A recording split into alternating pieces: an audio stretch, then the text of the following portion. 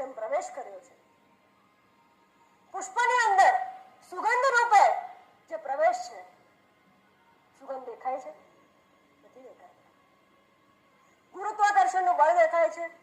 નથી દેખાતું. લાકડાની અંદરનો અગ્નિ દેખાય છે? નથી દેખાતું.